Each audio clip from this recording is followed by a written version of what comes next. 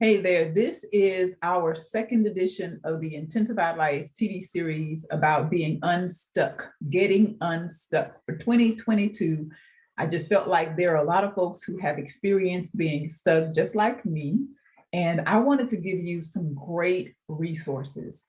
The person we're going to speak to today, we're just going to have a conversation, okay? This is unscripted, and I wanted it to be so because she has her own story of being stuck, but now she's in a beautiful place to help everybody. Okay, well, almost everybody. So, without further ado, let me say that I am pleased to bring to all of us. Some of you already know her, possibly, but others may have just learned about who Muriel Williams is. She is a licensed professional counselor. She is also a woman who is a servant of God. She has a Master's of Divinity degree from the Houston Graduate School of Theology. And she is one I've known for easily about 15 years, maybe even more than that now that I think about it. Hey, Muriel, how are you?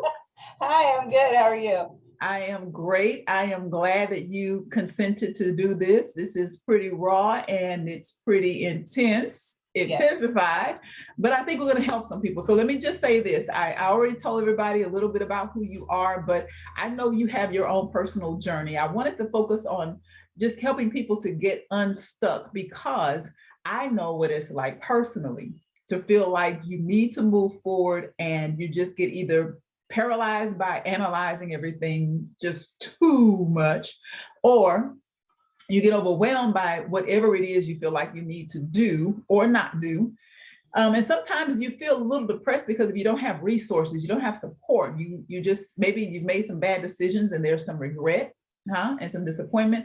I don't know where your story is on that spectrum, but I do know that you have a story and you probably could land a few different places. But I just want you to share with us maybe one or two examples of where you have felt where you have felt stuck in your life.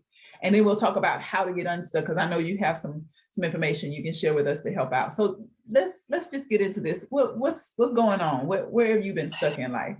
Well, you named all of them. I think I've been stuck in probably each one of those areas in more than one time in my life. Most recently, I think the last place of being stuck is how I ended up transitioning into the full-time role that I'm in now as a licensed professional counselor. So before this role, I was teaching. I taught for 10 years.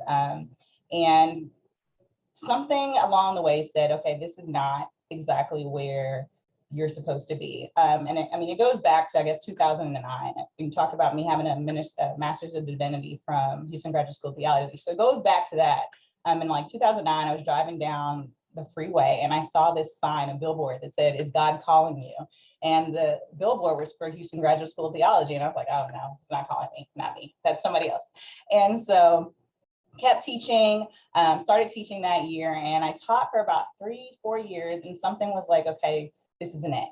And so with that, I started looking into graduate school, and lo and behold, I ended up at the Houston Graduate School of Theology. I just always felt this pull to young people. And so at my school, I founded a mentoring group, and I started mentoring 130 girls.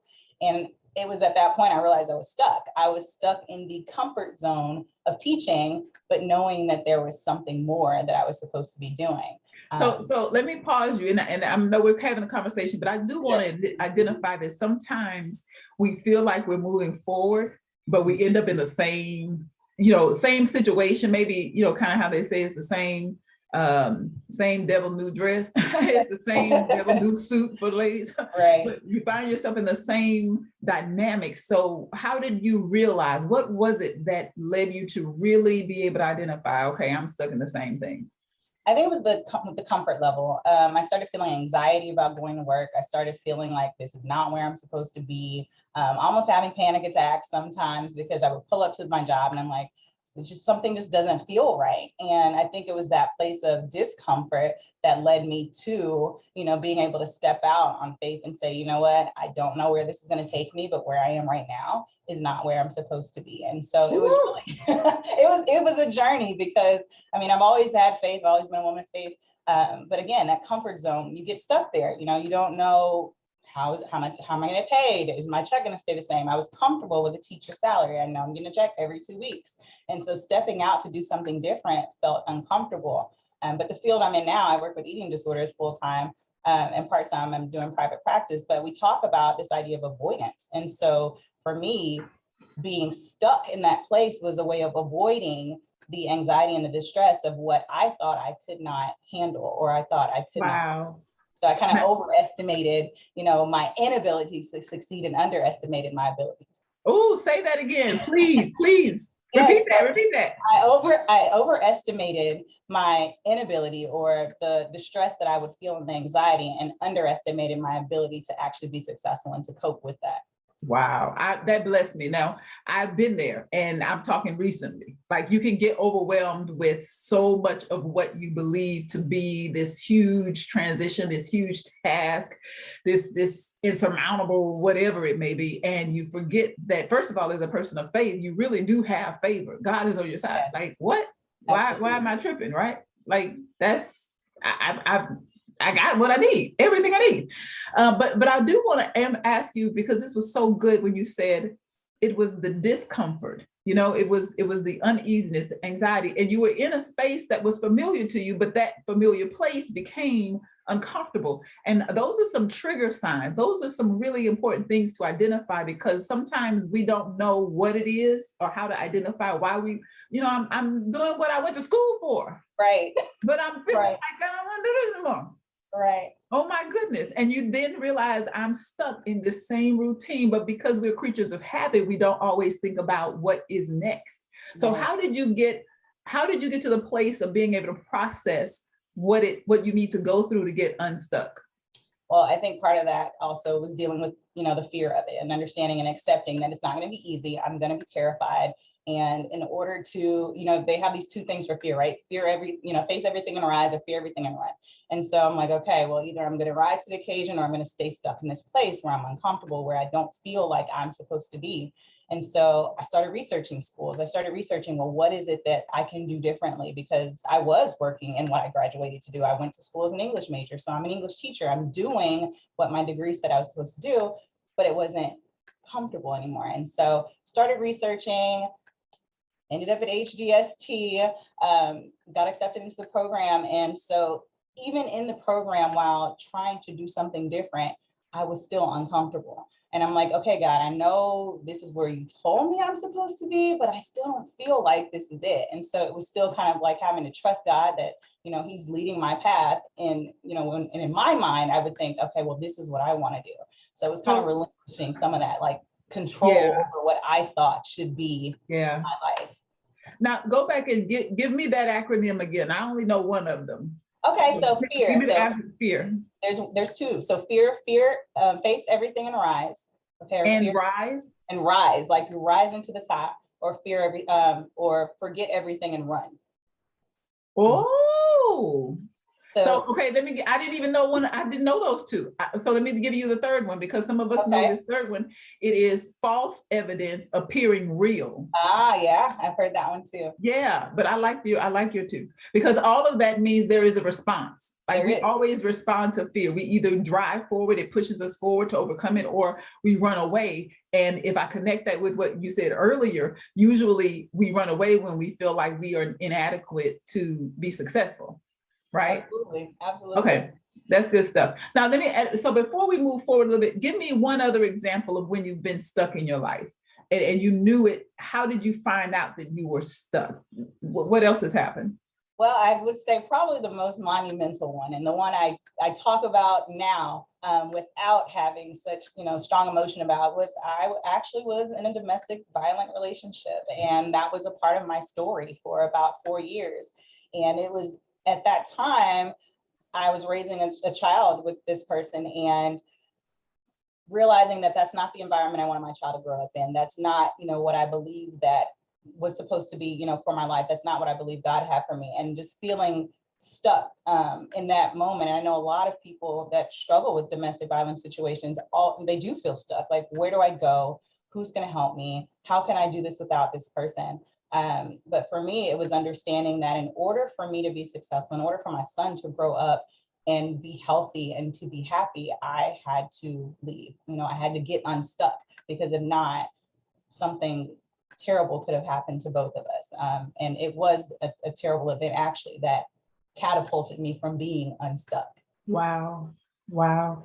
Tell me a little bit about what keeps a person, because these are the questions that are very, very difficult and sensitive, but everybody finds themselves reasoning that either it'll get better or it's not that bad. And that may not even be domestic violence, but it could just be that unhealthy place. It could be a toxic work environment. It's very similar. What was it like? How did you process staying just a little bit longer? One more day, one more week, one more month, one more year. Yeah. And again, I think it was all of those things. It'll get better, or, maybe I can change. I can do something different. It's me, it's not the other person. And so there's all these different ways that you rationalize these unhealthy environments, especially in the workplace, right? You know that it's unhealthy, but okay, well, if I just give them more time, give them more of my time. If I give them more, give them more of yourself, or whatever it is in any aspect. And, you kind of like, what we like to say is like, I excuse it away. I make all of these excuses for this negative and toxic behavior. And then that keeps you stuck there, because you're not actually able to see the truth of the situation. Wow. So that's interesting. When you stay there too long, it's almost like you become jaded, maybe, or it clouds your perspective, it skews your perspective, and you can't really see the reality. So the longer we stay stuck, it actually is unhealthy for us to deal with reality in a way that will help us to be healthy and get unstuck. Absolutely. Because again, that fear starts to grow. That little piece of fear that was there at first now starts to, grow even larger, because now I'm accepting things that I would have not accepted in the past. Right. So I'm starting to do certain things that I wouldn't have done in the past. Because again, if I feel like this is okay, this is where I'm supposed to be, then no matter what anyone says or what I'm supposed to be doing, I'm not going to be doing those things. And I'm scared. I'm scared to move forward. I'm listening to that self-critical voice that says, you can't do this, you're not able to do these things. And so if I just take it back to that relationship, hearing all of the things that this person told me that I wasn't, right? Instead of remembering all of the things that God told me I was. And so all of those things, just combined will keep a person stuck. It's really about, we're believing, in yourself and your beliefs. Now, so I love that you mentioned, of course, in the domestic violence situation, there usually is this really abusive language.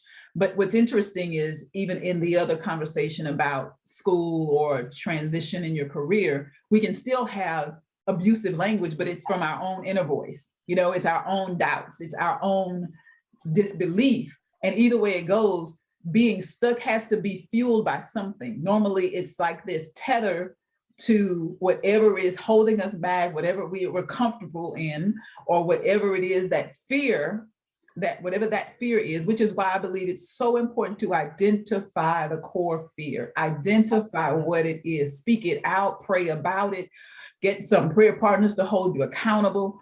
Let's talk a little bit about that, because both of those situations are really, really good. And I'm sure a lot of folks could identify with one or the other. And unfortunately, we have too many people who can identify with the domestic violence situation. So how would you encourage us, now that you are in a totally new field and moving forward? Okay, so what did it feel like to get unstuck? What was that process like?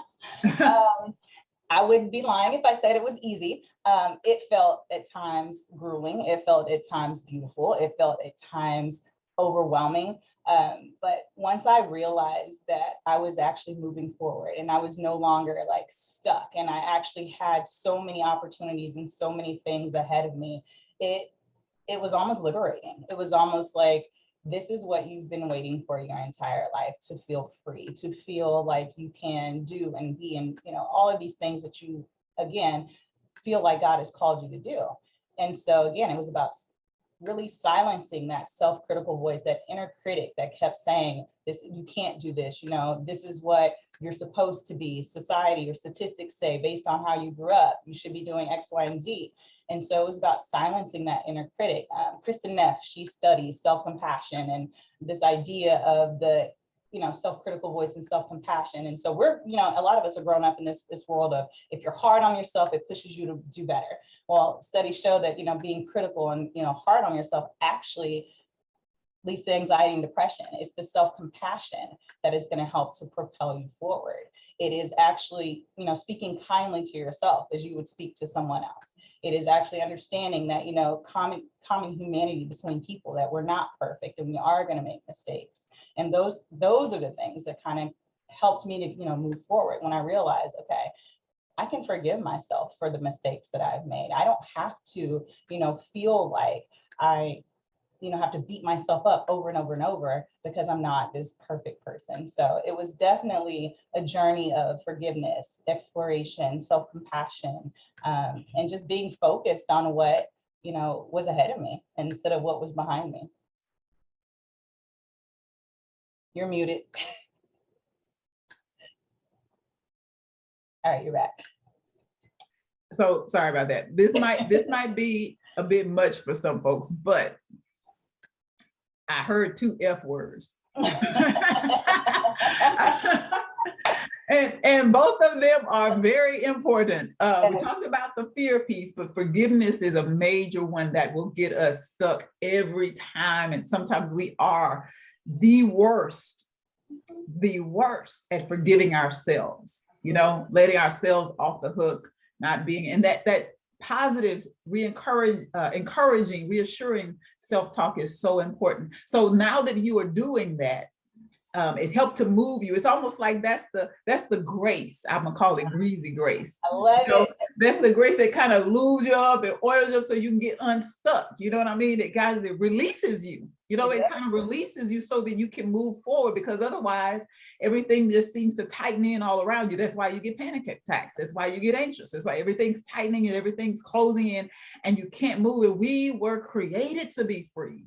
I love that you use those words, because that's what we were created for. That's why Christ came to give us liberation, and we find ourselves in these stuck places because we won't let ourselves off the hook, or we just get bound, tied up, tethered to fear. And so now that you are in this new space, and being a counselor just is so interesting, because you have such a wide range of experiences from which you can draw and really help people, because you've been there. Like, you really lived it, a lot of it personally, right? Yeah, I've lived so many different things. I've lived the depression, I've lived the anxiety, I've lived, the suicidal thoughts. I've lived it all. And so it is such a blessing, and it is so confirming when I have clients that come in and they're sharing their story, and I'm able to, really sit in that space with them and feel what they're feeling, because I've been there, and then my background in ministry, being able to minister to them, and talk about how having that connection to a higher power, and how having Christ in my life throughout some of these difficult moments truly, was my freedom and what kept me. So it's truly a blessing. And I would have never saw this career. I tell people all the time, I was going to school, I was going to med school. That was my dream for myself. I was going to be an anesthesiologist, and I have not been an anesthesiologist a day in my life because that was what I had planned for me and not what, was planned for me. So let me ask this question so I'm gonna just take a minute to say, I get it. And part of the reason why we're on this interview, this conversation, I don't even call it interview, we're just talking, but part of the reason why we're here is because I know what I was feeling as a person stuck. And you can still be highly functioning to a certain degree, but sometimes maybe it's not as drastic as domestic violence. Maybe it is not as disturbing in a way that you described with a job and a major career shift, but maybe stuck is about knowing that you need to move forward in whatever God has called you to do, or some new initiative, or just releasing yourself to be out of the box. Right. Just releasing yourself to be freer is part of what I had to process as I was learning how to dance salsa. By the way, Muriel is she speaks Spanish. Mi amiga. Mi amiga, yo hablo español. Sí, hablamos español. But just getting out of the box of whatever other folks believe your life should be, because you can get stuck based on other people putting you in these defined roles, these confining kind of structures. And when you know you have more in you and you want to explore all that and be free, you can feel stuck if you don't know, okay, which way to go and how can I do this? And that's why we're having this conversation, because I realized I was stuck and I felt like, okay, there are other folks who probably know what this is like. And even if you are highly functioning and have any level of success that would maybe camouflage that, you know, you still may feel like there's a space, there's a place that you need to either deal with some fear, forgive yourself, those F words, those F bombs. Yes. They will mess up your life. Listen, they will mess, those F bombs right there will mess up your life. I'm trying to help somebody, just trying to help somebody. Or, you know, you sometimes just get to a place where you know you only have so many days, you know, and this pandemic, hey, it really taught me, and I know it taught a lot of other people, to really count your blessings, to not waste time on frivolous things, and to not be confined or bound by fear or let unforgiveness take, you know, some of your joy away. So I just appreciate you sharing all of that. It helps me to process my own stuff. I feel like I'm getting free counseling, girl. It works, you know? I know it works. It works. It out. You just need to talk it out. Right. And that's the truth too. Sometimes we keep so much bottled in and we suppress it. And when you talk it out, when you express it, to trusted people in safe spaces. I am an advocate of therapy. That's why we're doing this session. That's why I wanted to have this conversation. We know mental health has been spotlighted. And I would say over the last decade or so, it's really been a great thing to see more people embrace the word therapy. Absolutely. And especially in the African-American community, we continue to need to, I think, be advocates for that. A lot of folks don't know I have a background in psychology and counseling, and I didn't want to. It's kind of similar to you. I didn't want to go that route, but God wastes nothing. So it's still so much of what I do, even in ministry. Muriel, let's shift a little bit, because I want you to get really practical, okay? For sure. And I want you to get practical because I believe getting unstuck is a process, and there might be some tools or resources. You mentioned an author in a book. You maybe there's some things in addition to therapy. Okay, so we're going to give everybody your information. Maybe they can contact you. But in addition to therapy, what else can we do to really help ourselves get unstuck? I think first and foremost is it's creating a plan, right? It's write it down, put it out in front of you, put it on paper so you can see it. And I know people, you know, they went through the vision board craze, and they went through these parties where everybody's like, oh, I got my vision board created.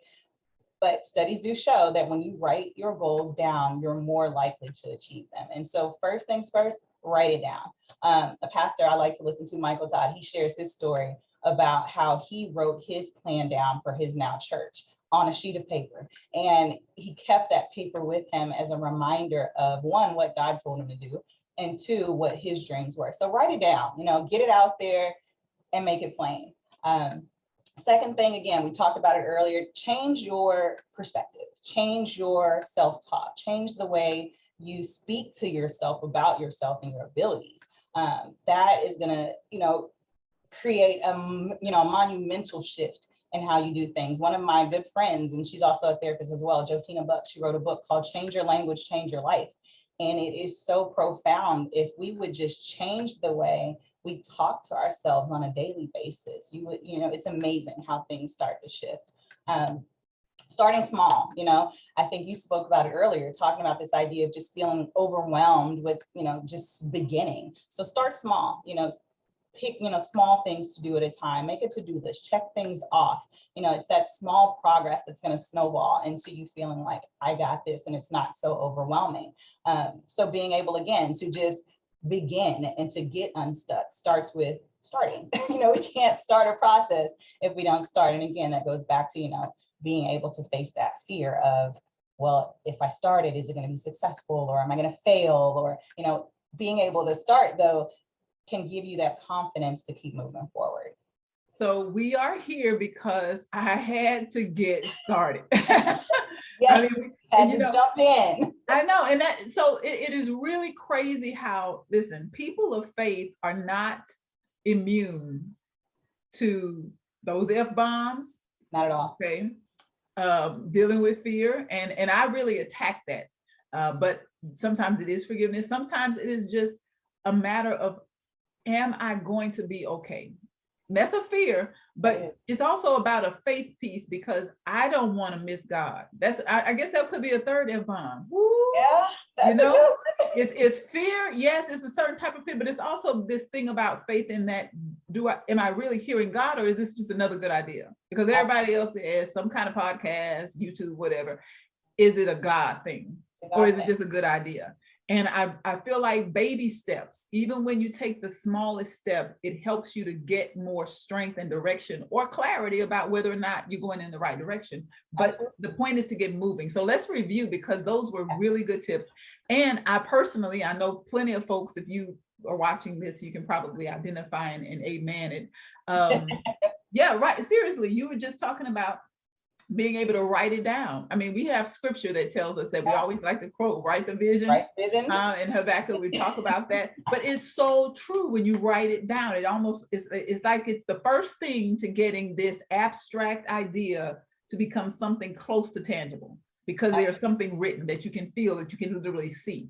Otherwise, it stays in your mind. But that's the first step to manifesting it, because it's written. Now it can actually be seen by others. It can be touched because it's somewhere. And that's the first step. That's like the first baby step. But then you're also talking about the self-talk, being kind and gracious to ourselves. Tell me a little bit how a person can do that. What does that sound like for someone who has had several voices telling them? Because you know, when you share your dreams, or when you start writing it down, when you start praying about it and you start trying to move, if somebody else doesn't see it, or it doesn't look right, or they feel like it's too grand, or you're just trying to do the most, or you're not capable or equipped, how do you keep the self-talk louder than your critics?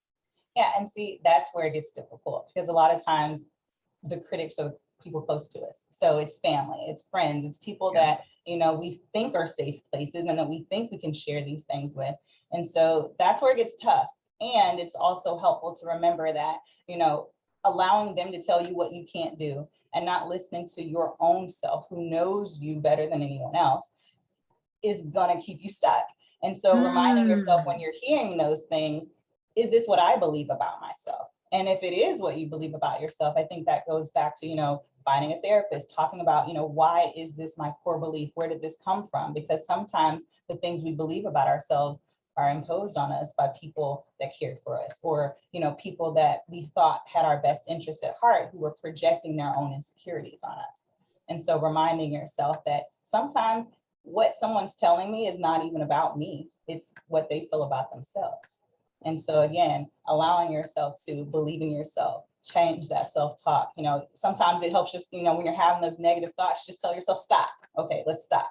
You know, and it's not to avoid the thought. You know, you can tell, we want to diffuse from that thought. So instead of saying I am a failure, the way we diffuse that thought is I'm having the thought that I'm a failure, and then actually really digging in and diving in. Okay, what is happening right now that's making me feel this way? Because again, we don't want to avoid. We want to actually sit with those thoughts, but we want to figure out, you know, what is causing those thoughts to be that way. Definitely change your thoughts. It will truly change, and it takes time. So it's not like it does. I'm like, you're not start tomorrow and be like, all right, I am, you know, all of these wonderful things. It takes time. It really does. And just again, that self-compassion piece of, I'm not going to always think positively. I'm not going to always feel like I'm capable, but reminding myself that I am is the important piece. You know, changing our thoughts is also reminds me of scripture that says we have to have a renewed mind. You know, we really have to renew our minds. We have to take in what God has said, and we really have to learn how to latch on to that and walk in it, like daily do something, put an action with that thought to reinforce it. Which is why the baby steps, which is why writing it down, which is why all of that is so important to get unstuck, because before you know it, then you gain some momentum, like just like babies, you know what I mean? They start stumbling a bit or whatever, but before they get stronger, they get more stable, they can take a few more steps, they may be holding on to things, and you have to hold on to the word, right? You have to hold on to that positive reinforcement that's your own self-talk, but then you have to learn how to just stand and keep moving, because eventually you pick up the pace and you are further along than you imagine, and you're looking back like, wow, how did I get here? Yeah, how did I get here? Because I remember where I was. Let me read a definition, because I found this, and then we'll wrap up. It seems like our time goes by like really quickly. I know, but I have to read this because this is why I felt like this was a necessary conversation. Unstuck, if you look it up, and I just went ahead and put it on my phone, and I felt like this spoke to me. This is why I wanted to have this focus for January. It says, first of all, unstuck. First of all, it's a cause to become no longer stuck together, obviously, right? But I love the aeronautics definition. It's like of an aircraft. It says to leave the ground when taking off. Wow. I'm visual, so I loved that it gave me that idea of you're taking off. You want to soar. You want to get up and get above whatever's going on down here, right? And sometimes unstuck is about getting enough momentum behind you to give you the power to leave. And listen, what you're really going to do is you're going to defy gravity, the law of gravity. Absolutely. And I want to leave us with that thought, because emotionally, mentally, I think God has given us the power within, as we take heed to the word, as we really lean into prayer and build up our spirit person. Then when you get some of those hurdles and those obstacles, again, the baby steps, I keep thinking about baby steps, but doing the little things and pushing through until you get that momentum to really rise above whatever may have you stuck, because God, I believe, wants that intensified life for everybody. That place where you feel stuck in the mundane and you just can't move around. You were born to soar. And so part of this whole focus, I know I've been blessed by it. Thank you so much. And this has really been helping me. And I'm just bringing some other folk along. You know, I'm just like, hey, if you can identify with this and y'all want to come on, then we're just going to enjoy this adventure together and see what God has for us. But getting unstuck, I think, is a really major place, especially since the last 2 years in this pandemic. We literally were stuck in our homes. We were stuck in these crazy routines we had to deal with. We keep thinking we're coming out, then we have back, and so I'm thinking spiritually there's a space where we can identify with this, and we have to do the right things to get unstuck. And part of that, I know, is taking care of our mental and our emotional health and saying the right things to ourselves. So that's why this conversation is so important. I really appreciate you. Well, thank you for having me. And I mean, I love your definition of unstuck, because it's so real. You know, that part of the momentum piece. When I think of an airplane taking off, it's building momentum the entire time. And so it's just a beautiful representation of what this process is like. So tell us where we can find you. We'll leave our last goodie for anybody who wants to reach out to Muriel, or whether it is in her services at the center. Tell us a little bit about how we can get in touch with you. Sure. So I work at Eating Recovery Center full-time. So any individual that's struggling with an eating disorder, whether it be anorexia nervosa, bulimia, binge eating disorder, I'm here. You can reach out to me there at Eating Recovery Center. Or I work private practice at Ashar Counseling and Psychological Services. I see adults, teenagers. I see pretty much anyone, any issue, anxiety, depression, personality disorders. And I do that also. And you can find me on Psychology Today. Check out my page there. Wow. Psychology Today? Yes, ma'am. like the magazine? Like the magazine. You have a column in Psychology Today? Not a column. I just have my page, my therapy page. So you can contact my therapy office there. Nice. I will, though. Okay, put that into the atmosphere. I know, right? In Psychology Today. Yes, I like it. Thank you so much for sharing. I think that this has helped somebody to get unstuck. You've given us something rich from your own life. We can really relate to that, and I really appreciate it. But even more so, just some of those practical steps and tools. Listen, anybody who's interested in getting unstuck, take the first step, and it might be to contact Muriel. It might be just to review this and listen one more time to get it really deep down in your mind and your spirit. Begin practicing that positive self-talk, and then make sure that you don't forget we are doing something together. Okay, you're not alone. That's a large part of helping you to get unstuck as well. Sometimes you need a crew, a tribe, some safe people who understand you, who get it.